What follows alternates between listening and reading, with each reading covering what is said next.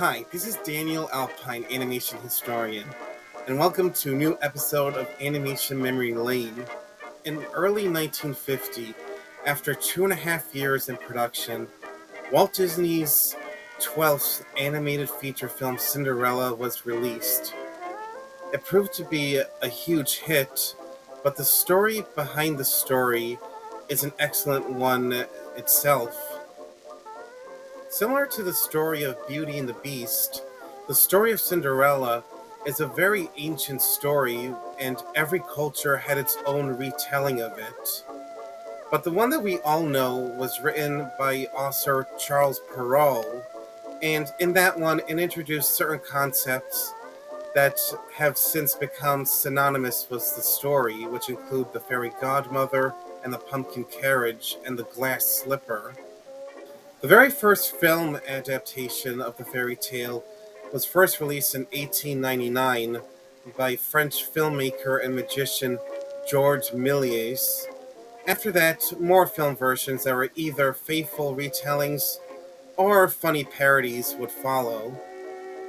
And actually, a young Walt Disney retold the story as a 7-minute cartoon as part of his original Laugh-O-Gram Studios in 1922. 10 years after establishing what would be known now as the Walt Disney Company, Walt decided to retell the story as a short, silly symphony cartoon, but it was thought that perhaps this complex story would be better told as a feature film instead.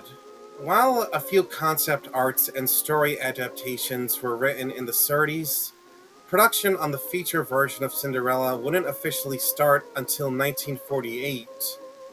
And at that time, the Walt Disney Studios was at a real crossroads, and it needed a new hit.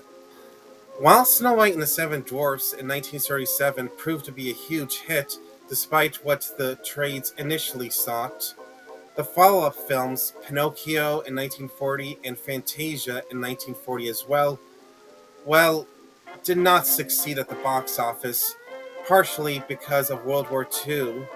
And sure, Dumbo was a success because of its small production budget. Still, the film after that, Bambi, also lost money because of the war. Because of this, the studio had to cut back and resorted to releasing what are known as package films. These are films that are a series of short films that are stringed together in order to produce a feature film. But a few years after World War II ended in 1945, Walt and his older brother Roy decided that it was time to return to feature lengths, the animated films, and what was needed was, since Snow White proved to be a hit, was another story about a young woman in trouble, because Walt knew that worked, and the story of Cinderella was picked. When it came to adapting the story for a feature, Walt and his story team decided that this bare bones story that's essentially good versus evil should be more of a cinematic experience, and in that, the team thought of a neat subplot that involved Cinderella's animal friends, in particular the mice, and their conflict was the villainous cat Lucifer. But while the mice provided the needed comedy relief for the film, Walt knew, as he did with Snow White, that audiences would care more about what the heart of the film was, which was Cinderella herself. And the character of Cinderella, at least to me and a few others, is still an interesting character, because she's one that wishes to make the best out of any given circumstance, and she's one that holds on to her faith that she will live a happy life, and we as the audience roots for her to achieve that. As for the animation for Cinderella, the film couldn't afford the lavish effects that were used in Fantasia because Cinderella had to be produced on a shoestring budget, but it was the character animation that really stood out and breathed real life into the film.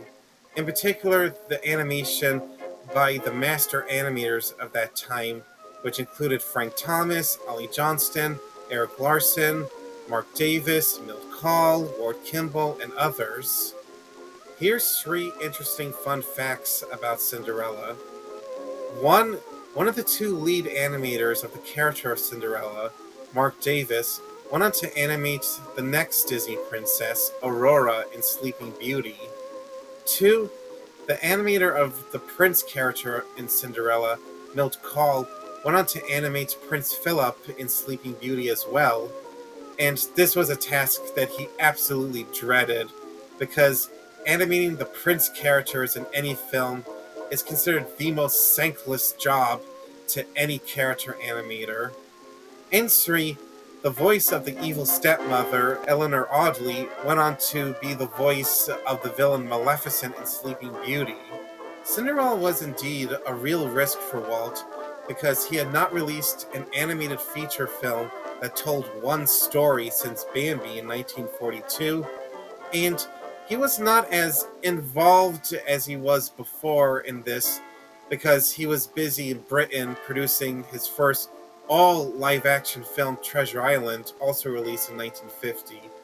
But when Cinderella was first released in February of 1950, it proved to be a huge hit, and it definitely helped the studio get back on its feet after rather lean years. Because of the success of Cinderella, Walt decided to continue on producing more and more animated films and live action films, and also experiment in other areas, which included nature films and even theme parks, all thanks to the story of a poor girl that had nothing but still learned that with a little bit of faith, dreams can come true.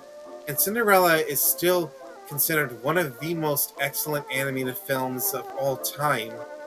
And it's become a successful franchise, which obviously includes books and toys, and 2 direct to video sequels, one of which is considered, well, terrible, and less said about it, the better.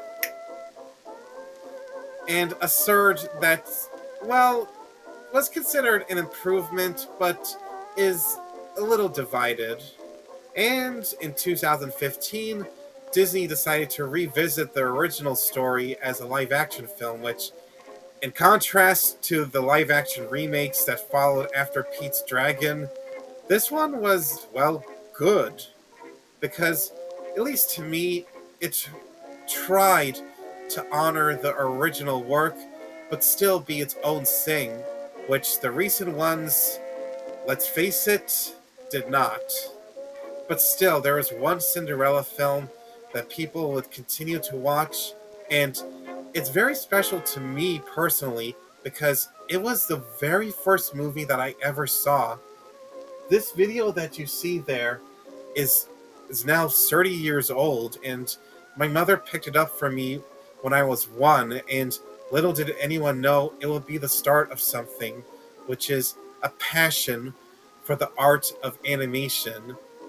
While there's a lot more to cover about the history of the film than could be fit into this one episode, please check out my article on my new blog called Daniel Alpine's Animation Wonderland to learn more. Well, this is animation historian Daniel Alpine, and I'll be seeing you next time.